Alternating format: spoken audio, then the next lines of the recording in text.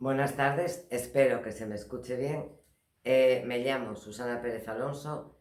Voy a presentarles en este momento una de mis novelas, la última. Voy a ver si logro porque es la última. Se titula Nada te espante. Tengo aquí un libro de notas. Yo no suelo hacer notas, pero si no las hago me lío demasiado. En estas jornadas, en uno de estos congresos, ya se ha hablado de una de mis obras, la primera que escribí, que fue Nada te turbe. Nada te turbe fue presentada en unas jornadas similares a estas por una gran amiga mía, la doctora Teresa Gil. Somos amigas desde que tenemos 14 años, si no recuerdo mal. Y hoy les voy a presentar mi novela, pero yo tengo un problema cuando presento un libro. Yo nunca hablo de libro, no soy capaz de hablar de libro, porque creo que es muy difícil hablar de la obra propia. Y entonces siempre divago y me pierdo. Quiero darles las gracias a ustedes por invitarme a estas jornadas, ya que dentro de España da la sensación que las escritoras españolas somos las grandes olvidadas. Yo tengo que decir con satisfacción que esta novela, que como digo, ya realizó un trabajo sobre ella, bueno, se hicieron muchos trabajos, sobre todo desde el punto de vista psicológico, literario menos, pero también se hicieron, fue presentada como trabajo literario por la doctora Teresa Gil en uno de sus congresos. Esta novela es una novela que es la continuación, como digo, de Nada te turbe, y tengo la satisfacción de que Nada te turbe, que yo siempre la consideré una obra absolutamente menor dentro de lo que yo escribía, casi un divertimento, al final terminó siendo una especie de quejío, ya que estamos en Andalucía. Dicho así, que a mí me gusta mucho cómo pronuncian las personas que viven en esa parte de España determinadas palabras que parece que tienen, les dan como más sentimiento. Para mi sorpresa, yo les voy a contar la historia de Nada te espante y de Nada te turbe. Nada te espante nace, como digo, como la continuación de Nada te turbe, y Nada te turbe pues era eso, una especie de divertimento. Yo empecé a escribir, yo nunca había escrito nada en mi vida, no era escritora hasta ese momento, y escribo esta novela. Esta novela, pues en un momento determinado me escriben de mi editorial, Random House, había sido un bestseller. Yo también renegaba de la palabra superventas porque me parecía que todos los superventas eran muy malos escribiendo. Es algo que en España no tenemos asumido y suele ser relegado a una literatura menor. Un día me llaman de mi editorial y me dicen que hay una editorial, Editorial Belling, de Francia, que quiere comprar varias páginas de libro. Yo no sabía que los libros, ustedes que son más de academia, yo no soy académica en absoluto, pues que quieren comprar varias páginas de mi libro para que los chicos franceses que estudian COU aprendan castellano. Yo dije que estupendo, encima me pagaban por unas páginas, pues imagínense. ¿Cuál no sería mi sorpresa? Y me acuerdo mucho de mis tías cuando cuento esto, ¿no? Cuando me mandan el libro desde Francia, insisto, la editorial Belling, y veo que se estudia a García Márquez, García Lorca, Blas de Otero y Pérez Alonso. Y entonces yo en aquel momento dije, bueno, mal está el mundo cuando a mí me ponen ahí, pero me di cuenta de que era motivo de satisfacción, evidentemente, porque era una española y además mujer, frente a tres hombres, que eso yo es lo que creo, que hay que romper esa barrera, que no entiendo por qué nos reducen a ser una entre cuatro. Bueno, yo he tomado unas notas de este cuaderno de notas, he tomado unas notas de lo que dijo en su momento la doctora Gil sobre Nada te espante. Tengo que buscarlo, ya les dije que a mí se me daba muy mal esto de presentar mis propias novelas. Bueno, la doctora Gil hablaba, lógicamente, de Teresa de Jesús, que es la inspiradora, la doctora de la Iglesia, es la inspiradora de esta novela y de la anterior, y a mí me gustaría buscar, aunque me detenga un poco, unas frases que utilizó la doctora Gil. Habla de alma atribulada. Es evidente que Catalina Béjar es un alma atribulada. Dice que, según Catalina, la vida, o que esa sensación que tenemos de que la vida estaba en otro sitio y que hemos vivido una vida que probablemente no es la que queremos o lo que habríamos querido, o hubiésemos querido. Yo creo que esas dos novelas, Nada te turbe y Nada te espante, la que les estoy presentando hoy sin presentársela, pero es que yo creo que las tienen que descubrir. Miren, cuando escribimos, o yo por lo menos, como les digo, yo no me dedicaba, no tenía nada que ver en esto. Yo soy diplomada en técnica social, grado social, soy experta en fiscal, trabajo en temas de sanidad, pero jamás, yo siempre escribía artículos políticos, yo jamás había pensado que iba a escribir una novela. Y yo creo que fue como una especie, cuando la gente dice que se cura escribiendo, yo me curé mediante la risa, porque me reía de cosas que me pasaban a mí, que les pasaban a mis amigas, y realmente yo, siempre lo digo, lo que hice fue, pues, copiar lo que veía, lo que veía a mi alrededor, lo que veía en las televisiones, y eso es lo que es Nada te turbe, lo que son el conjunto de esas dos obras, Nada te turbe y Nada te espante. Como también en el congreso en el que estamos se habla de edición, yo me gustaría contarles, porque yo creo que la novela, léanla. Yo ya no voy a ganar dinero con ella, pero las invito a todas ustedes, que en su mayoría pues creo que somos mujeres, que la lean. Porque de alguna manera puede que nos veamos reflejadas mediante la risa, que posiblemente sea el mayor de esos quejidos que dije antes, pronunciando la palabra como se pronuncia, lo intento, como se pronuncia en Andalucía. Y es una sensación extraña el que mediante la risa podamos descubrir, pues que no, realmente posiblemente esta no era la vida que queríamos, pero que es un sentimiento que tiene mucha gente, pobres, ricos, personas ilustradas, personas ignorantes. Y yo quiero contarles lo que les decía de la edición. Hay amigas que me dicen, sobre todo amigas, que me dicen que bueno, que por qué me meto a hablar de cosas. Miren, esta novela tiene una cosa muy especial. Esta novela yo fui escribiéndola a cachos, Nada te espante. Y era otro quejido, pero otro quejido diferente, ¿no? Posiblemente un quejido más maduro, más elaborado, en el sentido, era como una especie de episodios nacionales, sin querer compararme yo con el autor.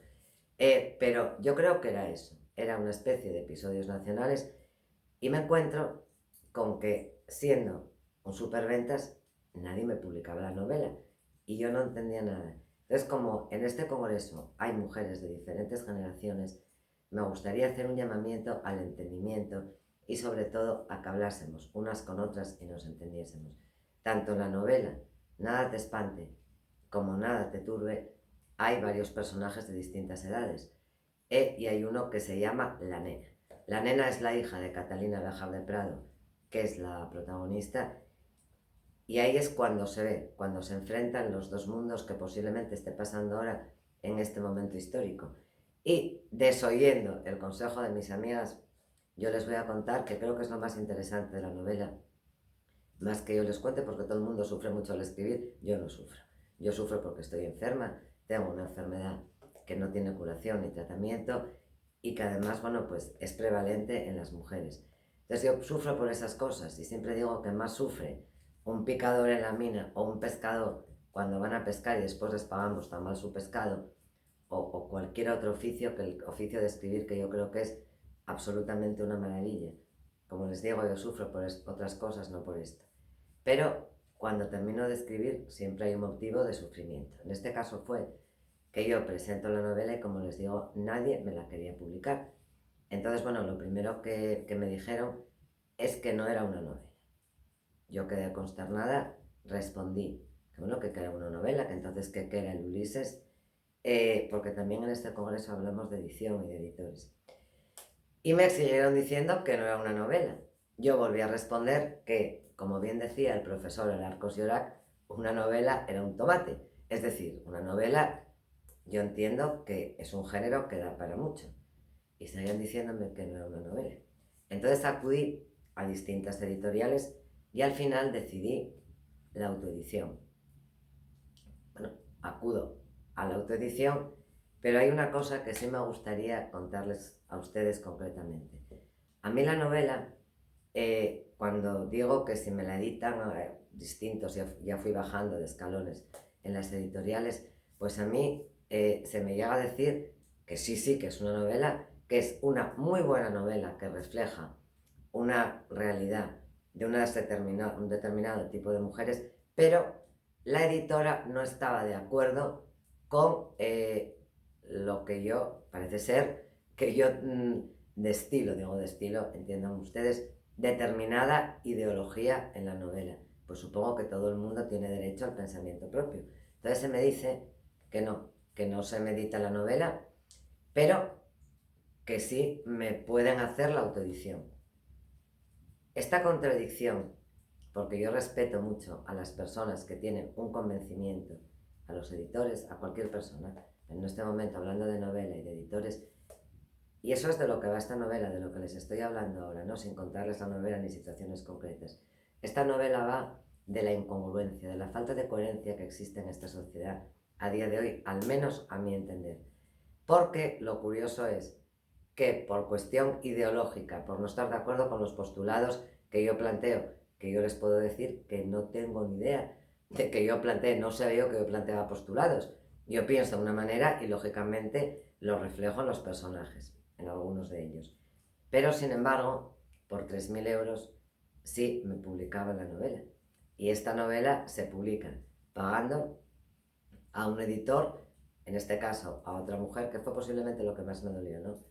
Se publica pagando 3.000 euros a una persona que no estaba conforme ni quería editar la novela, aun diciendo que era una gran novela, una buena novela, bueno, una muy buena crítica editorial, pero no la publicaba porque no estaba conforme, insisto, con mis postulados, que yo todavía no lo cuáles son.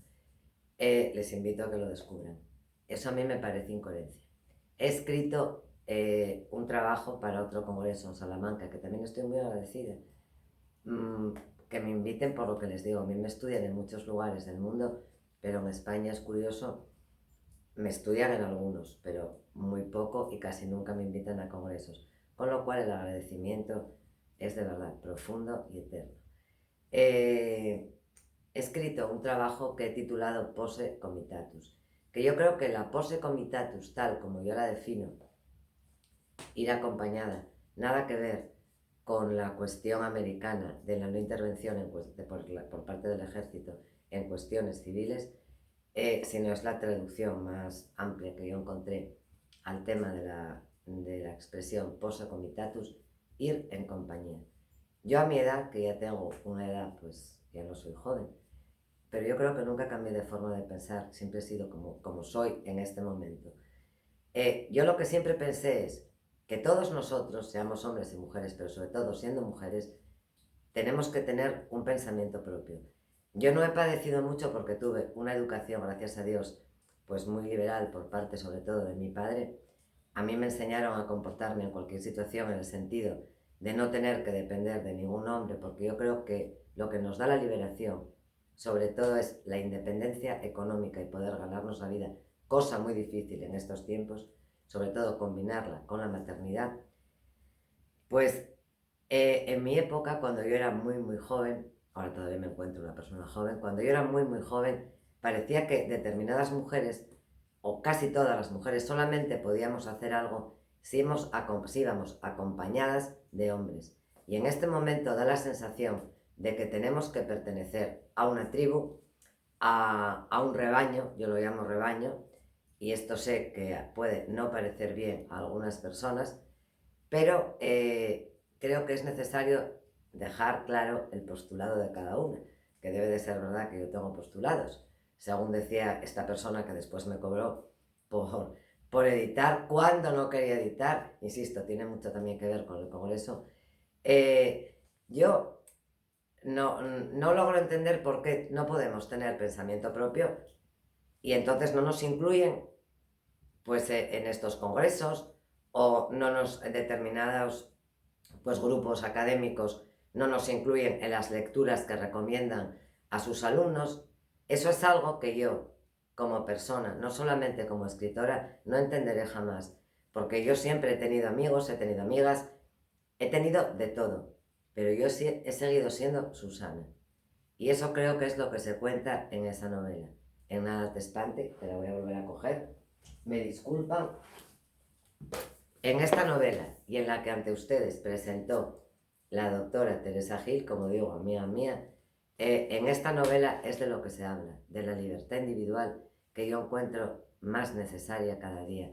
Libertad individual el diálogo, la comprensión, el ayudarnos unas a otras, pero no a cambio de...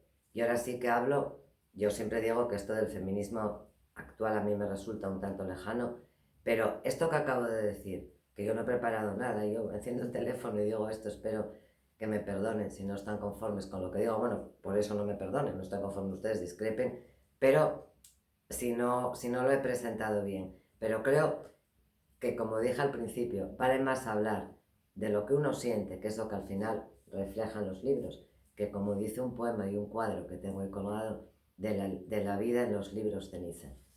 En estos libros, en Nada te espante, hay mucha vida y por supuesto hay mucha ceniza. Y como les decía, el pensamiento propio para mí es fundamental, y si eso es un postulado, ese es el postulado de prácticamente toda mi obra. Creo que lo he dicho al principio, me llamo, esto va a sonar a Íñigo Montoya, princesa prometida, pero no es así. Me llamo Susana Pérez Alonso, empecé a escribir cuando tenía 39 años, lo cual significa que nunca es tarde. Fui varias veces superventas, soy finalista de la Sonrisa Vertical, lo que demuestra que las mujeres también podemos, y algún día me gustaría participar en un congreso sobre erotismo, porque sí me gustaría decirles algo, queridas señoras que van a ver esto. Cuando yo fui finalista de La Sonrisa Vertical y Mandarina, mi novela, se publica, a mí los hombres empezaron a mirarme de otra manera que me molestó bastante, pero bueno, que como soy bastante cortante y fría, no tuvo mayores consecuencias, pero aquí también se habla de esto. De nuevo, muchísimas gracias, y quiero que sepan una cosa, esto se celebra en Sevilla, a mí me encantaría estar en Sevilla, y yo desde niña, yo soy disléxica, y aunque la doctora Gil diga que me expreso perfectamente, y cómo dices eso, yo de pequeña solo faltó a mi padre meterme piedras en la boca, y gracias a mis tías yo pronuncio relativamente bien el castellano, pero hay una frase que nunca se me olvidará. A mí me enseñaron, como Elisa Doolittle, a pronunciar la L con esa frase tan famosa de la lluvia en Sevilla es una pura maravilla. Ojalá algún día pueda estar con ustedes en Sevilla, que es una ciudad a la que adoro y la que adoraré eternamente. Muchísimas gracias.